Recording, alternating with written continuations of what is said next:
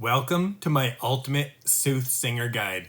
And the Soothsinger is so powerful. She is just a rock star. There's so many different viable build paths that I think players maybe get a little bit confused as to what to take. And, there are so many songs. Which songs are better? I'm going to talk you through all these different parts. We're going to talk about the different viable build paths, how cards interact. We're going to talk about how each level 1 and X card works. And then we're going to talk about level picks from 2 to 9.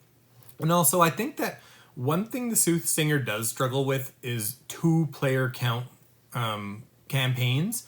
And so I'm going to talk about, what you should do and whether you should take a card with 2 players. And I think I've actually got some controversial opinions in here, just based upon, what I know about the Gloomhaven community.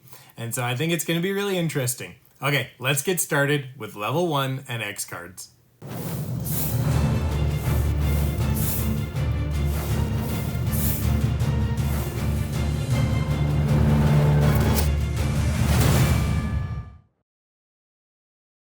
Call to action. Top is not bad. It's drastically better at 4 players versus 2 players. And right away we're talking about, high player count versus low player count. Initiative is nice and late for when we need that. And then the bottom, if you're playing 2 players and you're low levels, you should definitely be taking this card. It's really going to help with damage because the Soothsinger's, main drawback is that, she doesn't have a bunch of big attacks, even though her attack modifier deck is ridiculous. Warding Dagger. One of our very few top attacks, and at attack 3, it's our second most powerful attack. Don't let that dissuade you, though. With this modifier deck and some stuff, you can actually dish out pretty good damage with the Soothsinger. Mobilize is decent. I mean, you're rarely going to be in position, but if you go late in a Mobilize and then move out early next turn, that can be a viable strategy for you.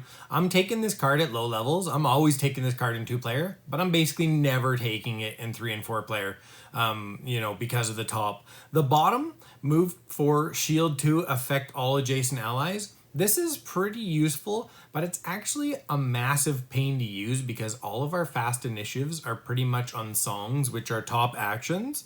And so you want to go fast when you do something like this so that, you get your shield up before all your friends get attacked. So you're probably going to have a fairly ineffective turn because you're going to be, using your top for a basic action attack, or you're going to be using it for a song because you need that quick initiative.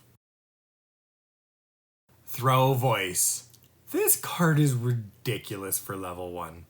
It's so powerful. You're going to use this for the top probably 100%. I don't know. I don't like to talk in absolutes, but I've never played this for the bottom. The bottom can be situationally useful, but I mean, maybe right at the very end of the scenario if you're, right at the end. I'm rambling. The top is just so good. It could make a level 9 card. Take this card with you always. In every scenario, 2-player, 3-player, 4-player, whatever, take it with you. Marching Beat. Top is situationally useful. I mean, just remember, if you use it on an NPC or if you use it on a summon, they follow their normal AI rules. So just make sure that if you use it on a summon, it has a focus. Otherwise, it will just sit there and you will do nothing. Initiative is, it's getting a little slow, not in a great range. The move 4, though, is decently useful for us when we're, trying to get into position. There are ways that you can use later prosperity items to get around some of your movement issues, but especially early on, you're going to need to take a couple big moves with you so that you can make sure and stay in position, because lots of times you want to use your very good bottom actions. Wistful Wounding. Top is pretty decent. In scenarios that have shielded enemies or at later levels, I think Wound is pretty good. It's probably equivalent to Power Ballad, let's say. It can be better in some scenarios, and in some other situations it's worse. Initiative, though, is good for us. And then this bottom at mid-low levels, so let's say scenario level 2 or 3, and you're level 4 and 5, that kind of range, when you've pushed your average attack damage up by beefing up your attack modifier deck, you can actually do pretty good work with this. The loot, rarely is the loot actually going to work for you because, you're mostly going to be in the back unless you're in 2-player. If you're in 2-player, you should be taking this card because you need to push your damage output up, and it's really nice to have this good flexible bottom attack to actually help your other ally do damage. But in 3 to 4-player, you're probably not going to want to take this card. Unending Chant. Top is not going to be worth it. We've got much more powerful effects on non-lost cards even, and this is going to be just slow cursing. No, it's not worth it, especially because we have a hand size of 9. I mean, it's really going to affect our longevity, and you always want to play curses earlier in a scenario so that you make sure the monsters hit them, right? If you play a curse late in a scenario, then they may not even hit them, and that can be a complete waste. So, top, not worth it. Initiative is awful. The bottom move to shield 1 on all adjacent allies. This normally would be good, but in our case, it's not nearly as good because all of our quick initiatives, and you have to pair this with a quick initiative because it has such poor initiative on its own. You've got to pair it with a quick initiative, which means you've got to do one of two things. You've got a basic attack top 2 with a song, or you've got to switch songs. So sometimes you're not going to want to switch songs when this card actually makes the most sense to play. You're going to have a power ballad up or something, and you're not going to want to, switch to defensive Ditty, which would be a nice, low initiative so that you could get in there and get shield 2 up. And so it's kind of awkward to play for us. I hope you're liking the video so far. If you are, please go ahead, hit the like button. It really helps me out a lot. And subscribe to my channel and turn on notifications so that when I publish new content, you're notified. And also, I work with Noble Knight Games. They've got a crazy selection of games. Rare stuff, out-of-print stuff, Dungeons & Dragons, board games, tabletop role-playing games of any kind. They've just got a crazy selection. Anything you buy through the link, which I've put down in the description, anything you buy through that, I make a small commission, and anything you can do to help support the channel so that I can keep making great content is greatly appreciated. Okay, let's move on to the next card. Singing Arrow. Another great level 1 card that could be at a much higher level and it would still be great. You're going to get 2 curses a lot of the time with this. Take it, whether it's 2-player, 4-player, 3-player, 5-player, whatever it is. Definitely worth it. Initiative at 89 is slow, so if you want to go slow, that's good. And then the bottom, it's just another one of our decent bottom attacks. And in 2-player, you're going to play it sometimes for the top and sometimes for the bottom. I think in 3-player, 4-player, you're going to play it a lot more for the top. But overall, a great card. Always take it with you. Nimble Knife. Top is pretty solid. Getting a curse out there is nice, and attacking is good at the same time. More useful in 2-player versus 3 or 4-player though, so that you can output damage and curse. Although being in melee range is definitely problematic for us at times. And then the Bless, just so you know, even if you don't attack, you can just move in behind your ally and bless them with this. And so just remember that sometimes if you're going to have an even more ineffective turn, right? Like sometimes you just can't do anything with your tops. You play a couple of your good tops, the rest you have, it's a song or something, it doesn't work out for you. You can play this just to throw a bless out there. And then the bottom move 4 is just, it's a good solid move. We're going to need a couple good move 4s to get where we need to go. Defensive Ditty. Top is actually really good, but I never played for the top, basically. And this maybe is one of my controversial thought processes, let's call them. Because you can use this card for the bottom and you can use it at initiative 9, I prefer to keep Power Ballad up most of the time and use this card for its bottom because I would much rather keep this bottom around instead of playing it for the top and use Power Ballad because, damage in Gloomhaven is king, and I think being able to damage and being able to protect your allies for a full turn is, gonna be better than playing the shield 1 and using, the bottom of Power Ballad or something else. Song of Speed. Top is really amazing if you have an ally who has multiple range summons. Yep, that's getting pretty rare. The rest of the time, you may just slap this on when you need to get to an objective or something like that to, give your allies a little extra move. Like, I have used it, but it's more of a emergency situation type of card. The initiative at 5, though, is amazing. And then muddling everybody within range 4, that's not too bad, especially because we're cursing so much. Use this bottom and a curse top, and if you've got a bunch of curses in the monster deck, them being at disadvantage is going to be very useful. You probably won't use this card once you get to level 4 and up, though. Tuning the outcome. Top is, pretty decent in larger party sizes. It's kind of one of those moves where you would just go, well, I can't really attack anyone. I don't have any curse or disarm cards left, so maybe I'll play this. The bottom, though, is really good. Move 3 and cursing is really going to be nice for us to reposition while doing something useful with our bottom. We have so many powerful bottoms that it's tough sometimes just to move without doing anything. You're like, it just feels gross. You're like, I'm wasting this bottom action. With this, you don't have to feel that way. Power Ballad. Top is quite good at level 1. You're really going to push your party's damage output up.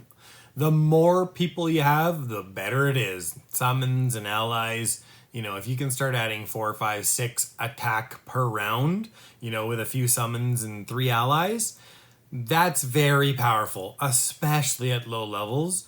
You're going to steamroll if you do that. Initiative is also pretty good. And then the move to strengthen all adjacent allies. Also, situationally fairly powerful because you get to move and do it with only one action. So yeah, great card overall. My favorite song of level 1. At level 2, we have Change Tempo and we have Soothing Lullaby. Change Tempo top is just so good.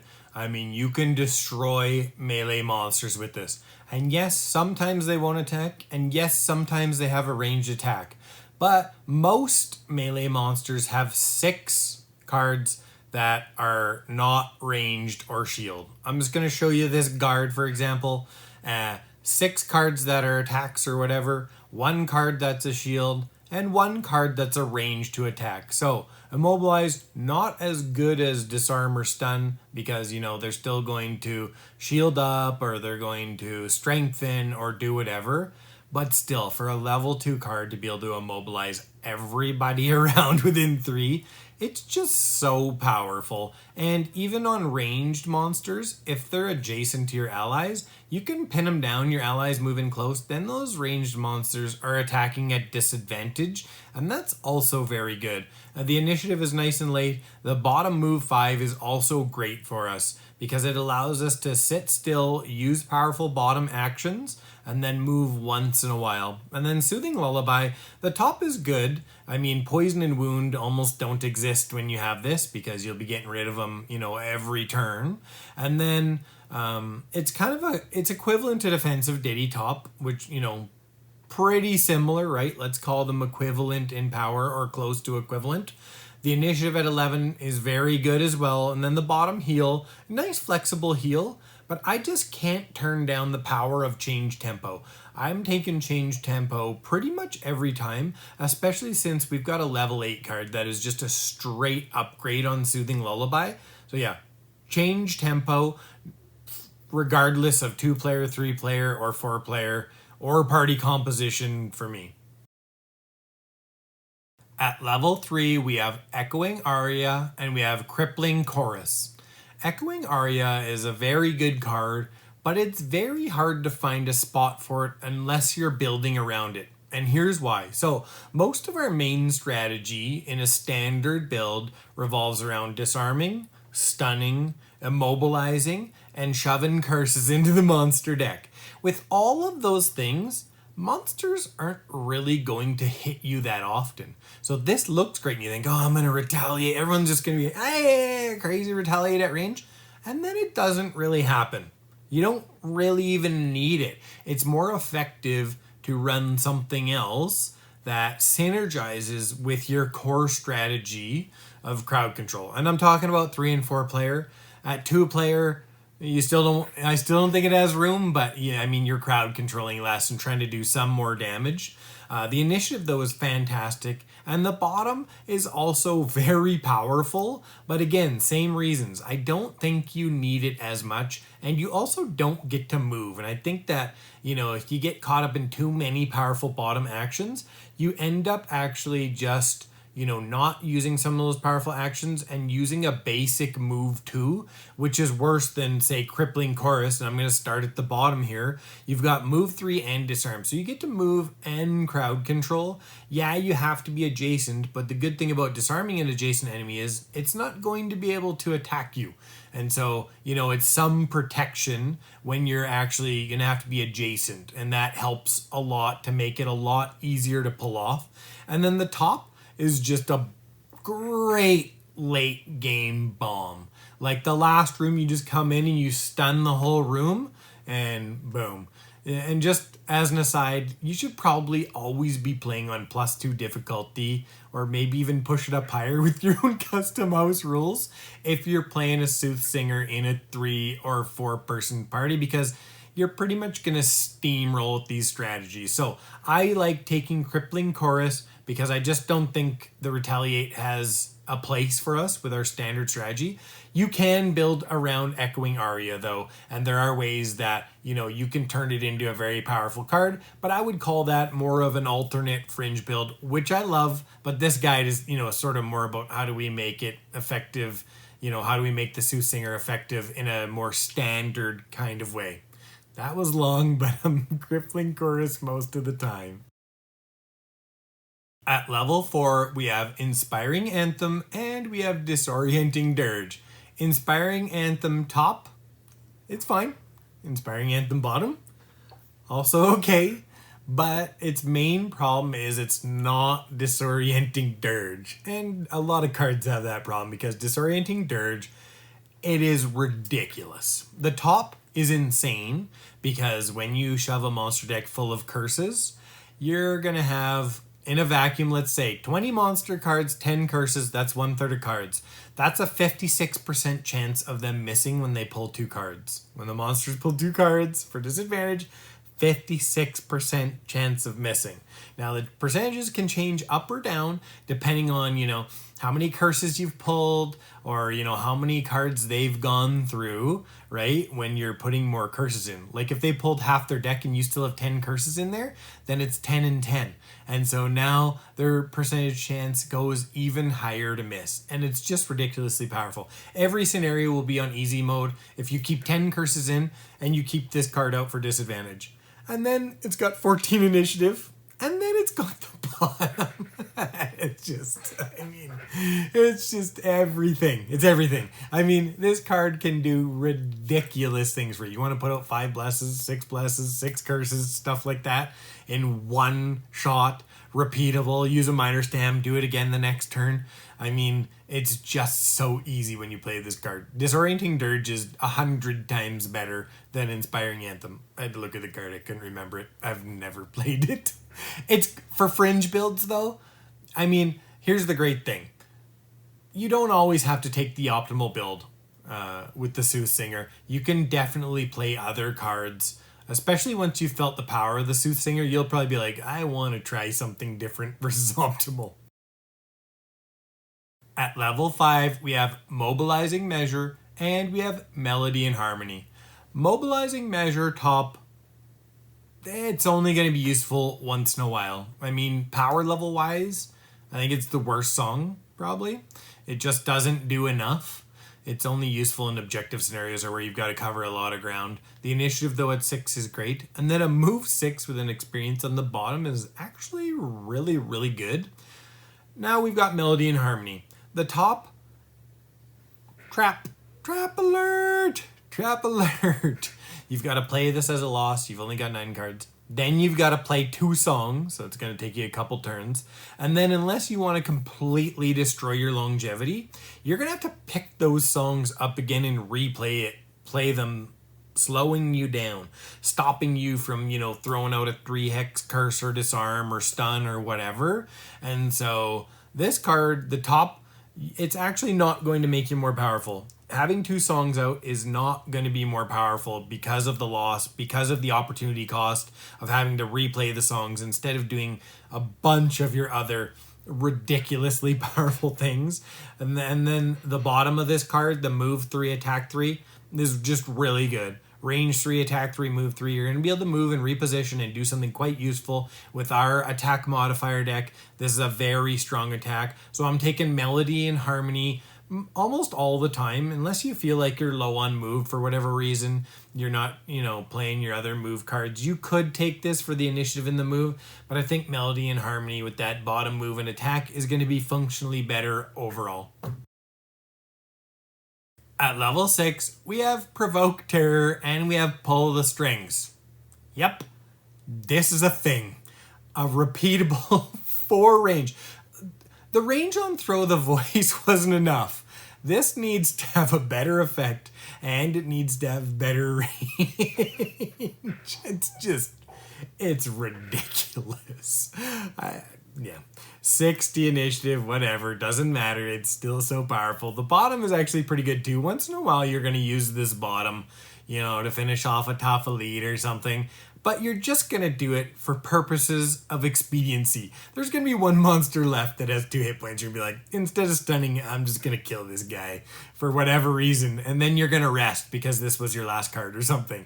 You're never going to use the bottom over the top unless it's just to move things quicker. And then Pull the Strings. Top it's useful. I don't think it compares to most of the other songs, right? It's probably it's in the bottom tier of songs, let's call it. 20 initiative is pretty decent. And then the bottom is okay. It does scale because it scales with the monster levels, which is nice. But Provoke Terror is just so ridiculous. It's like our level 4 choice. If you're going for straight power, if you're going for an optimal build, you take Provoke Terror. If you're doing some other cool things, totally awesome to take something else. But yeah, power-wise, Provoke Terror is just off the charts. At level 7, we have Booming Proclamation and Nightmare Serenade. Booming Proclamation top is okay. It's kind of awkward, but with our, perk deck, we can actually output some pretty good damage with this. And pushing, pushing the traps, you can definitely do some work with this. The bottom, I don't know what's going on with this. I may insert a trumpet sound, whatever that trumpet sound is that means sadness. But, lots of the time, a party composition, you're going to have ranged damage dealers. They're not going to be within range. So some of the attacks are going to fail. So even if you get 2 out of 3 allies, you're at 6 damage. If there are summons and stuff, fine, but it's just, it's not going to be worth it most of the time. Nightmare Serenade, top, we don't really need this. We have Disorienting Dirge. We have so many ways to put curses in that we don't need to use our song spot for this. And the initiative at 13 is really good, so much better for us to do a nice bottom attack. And with our modifier deck, we can output, probably as much damage as the loss bottom of Booming Proclamation with this card. And we get to curse. And it's like that. Nightmare Serenade. Pretty much every time. At level 8, we have Commanding Presence and we have Tranquil Trill. Commanding Presence top is not bad. In a 2-player party, you may want to use this to push your damage up, but generally it's probably not worth it.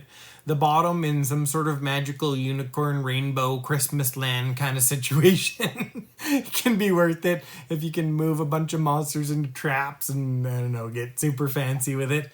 And then Tranquil Trill, the bottom is decent, but it's a pain. It's a pain to get adjacent and then, hit everybody with a bottom with the Soothsinger. Initiative at 10 is great. And then the top, I actually like playing this song, instead of Disorienting Dirge, because I like to play the bottom of Disorienting Dirge. And just some quick math.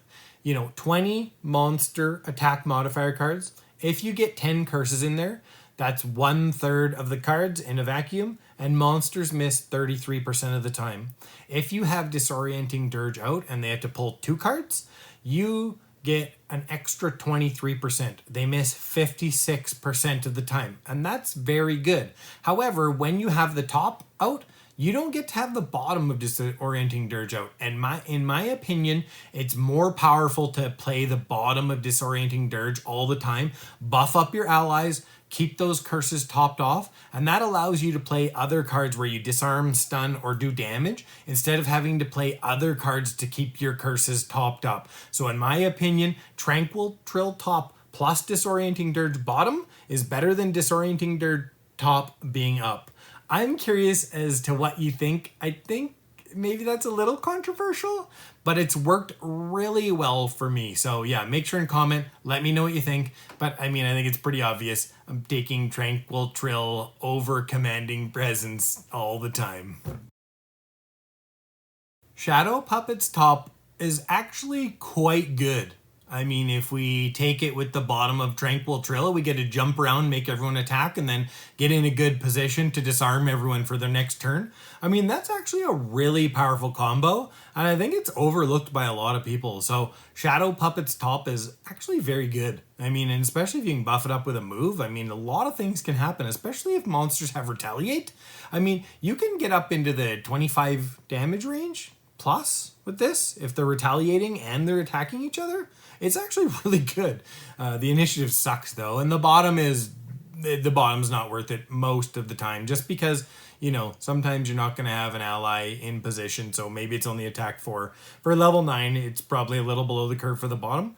And then we've got Captivating Performance, add +1 attack to everybody's attacks. At this level, that's probably like, let's call it equivalent of like a 20% or maybe a little less damage boost. Probably your friends are going to be doing 5+ damage on average. I mean, it can get pretty crazy if you're rocking AoEs and stuff like that. So it is very good. I don't know if it's enough of a bump to play it over another song though, because it's got this bottom. And this bottom is ridiculous. And I just almost wish that this bottom wasn't as good so that Shadow Puppets could see more play, because I think it makes for more interesting plays, and it's more fun to play Shadow Puppets. Like, I've taken Shadow Puppets just because I wanted to. It's not objectively more powerful, although it is not nearly as far off as you think if you take things like Tranquil Trill, where you can use a very powerful bottom action, because the move 4 jump on a top is almost unheard of. Move 4 jump on a top is fantastic. And, you know, like I said, when you get people attacking each other, etc., you can do some very, very good work with Shadow Puppet's top.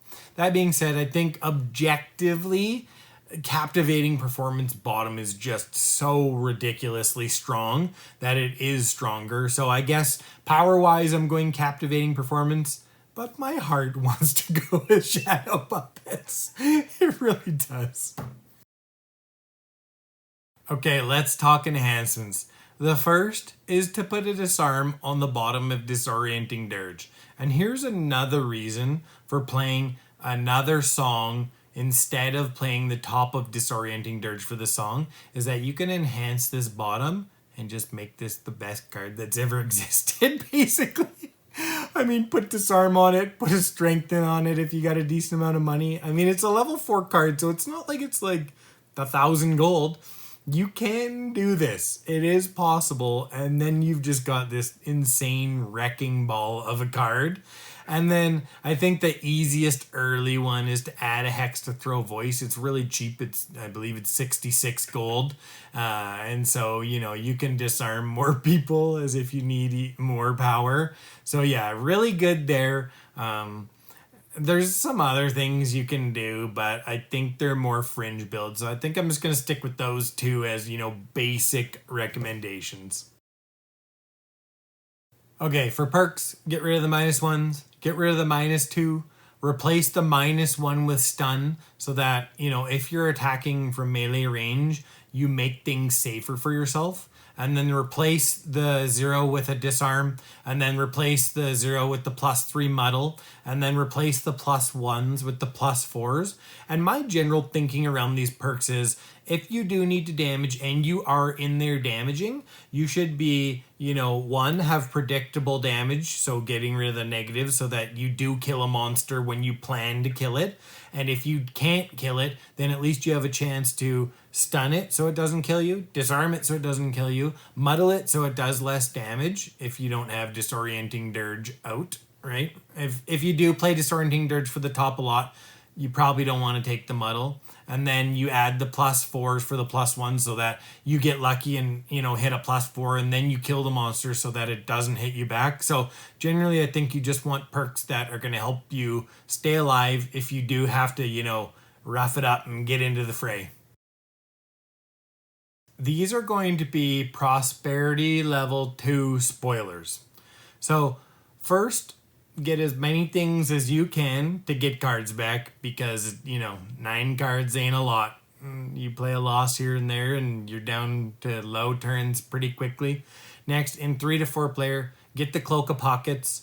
In 2 player, Cloak of Pockets is also good, but you may want the Cloak of Invisibility if you need to, you know, do some damage, and maybe you don't have, you know, max curses in the monster deck or something, and so you want to go and do some damage and then, you know, go invisible so you don't get murdered. Playing 2 player with the Soothsinger is much more difficult, although, you know, still in my opinion pretty good overall. And then if you can, get summon items. So you can actually run, if you have the Cloak of Pockets, you can get a bunch of summon items. You can actually do some insane things with summons, because first you've got curses out. So your summons can last longer if you're able to, you know, get curses out, and if you know, play the bottom of defensive Ditty and protect them, and, you know, there's a bunch of ways you can keep them alive. Your modifier deck gets so gnarly later on. So if you play a bunch of summon items, things can actually get pretty crazy. One day I may theory craft a build based around item summons for the Soothsinger. I think it could be really fun. Anyways, those are the recommendations. Really appreciate you watching the video. Make sure and comment, let me know your thoughts, and thank you so much for watching.